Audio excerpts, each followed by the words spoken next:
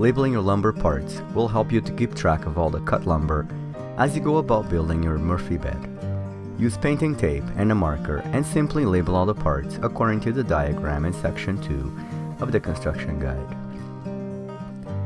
It is also a good idea to use painting tape to mark which sides you'll be applying edge banding to, especially the face panels part I, the cabinet sides part F, as well as the side rails part D. Labeling which side is the top, left, or right will assist you with the orientation of the cut lumber before you start applying edge banding. We also recommend you label which side is the inner and outer side.